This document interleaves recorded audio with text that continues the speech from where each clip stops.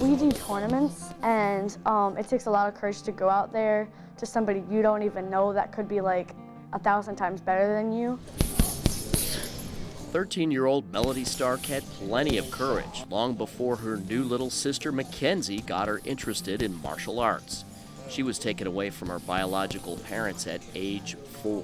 When I was younger, I didn't think they were mean. I thought they were okay parents because, like, they're my parents. I've looked different from other kids in school because I'd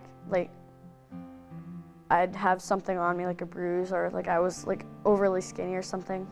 I just thought that's what it was supposed to be, so I didn't really think of it as much until I was taken away.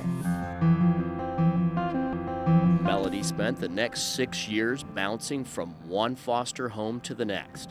She moved 11 times, 11 new homes, new rules, new people, and new schools. Yeah, it was more of like just trying to settle in or be unseen.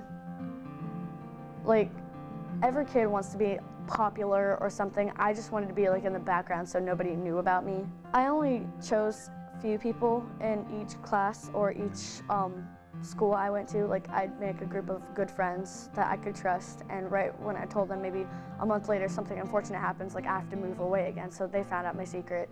You get right into that armbar. I do this because it's fun and it helps me with my problems. Like, if I'm angry about something or I'm sad about something, I grapple so I don't have to worry about it. It keeps my mind off of it. The gym has become a home away from home for Melody and her sister Mackenzie. You will find the Starks at the gym 5 nights a week cheering on their girls. On weekends, they travel to competitions. We are 2-time national champions in grappling, which is like a mix of jiu-jitsu and wrestling. We train with each other a lot, and we help push each other so that we can be better. The Heart Gallery had always been in the back of our mind, but we really didn't start taking things seriously until some of our friends at our church started adopting children. When we started seeing the children, it was like immediately you just felt an attachment to all of them. So that was the hardest part, is deciding which one was best for your family. In 2010, the Starks were asked to chaperone some boys for a Heart Gallery night out at the Rays game. The boys didn't show. The Starks weren't looking for a match when they just happened to grab a seat next to a shy 10-year-old girl. It was the first of many baseball games. It was just an automatic connection, kind of like when you meet your spouse for the first time. You just know that this is right.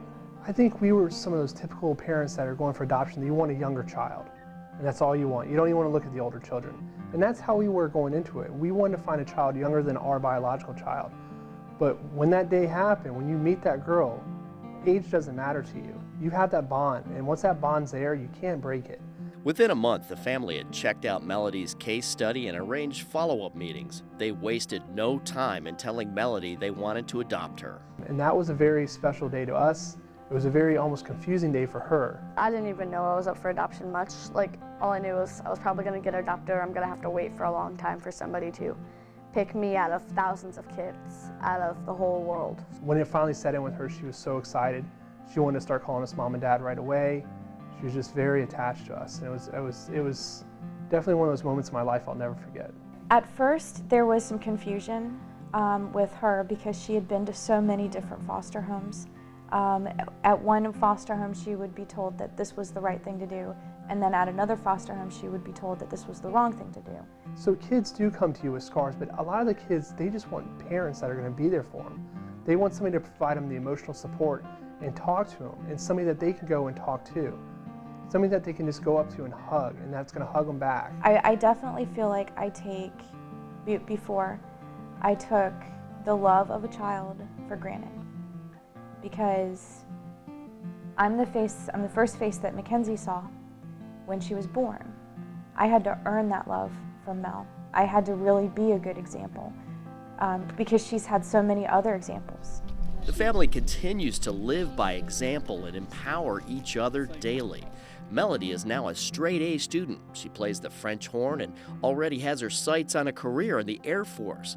But first, there are more championships to conquer on the mat. When it finally hit me that it was forever, it was a good feeling because I finally found a family that loves me, and if they didn't, they wouldn't have adopted me from the beginning.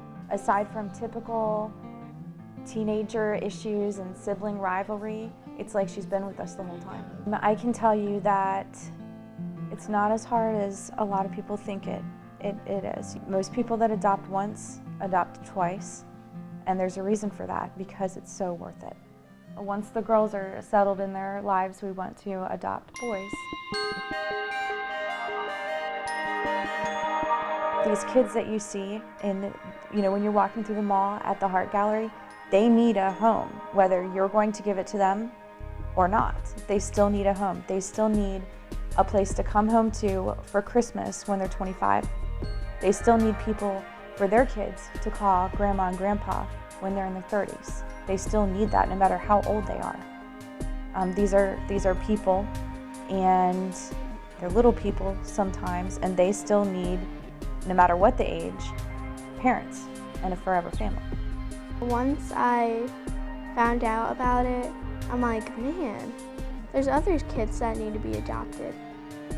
So I'm like, man, I kind of feel bad for them. So then I kind of had this like joy inside me that was like, we're doing something good.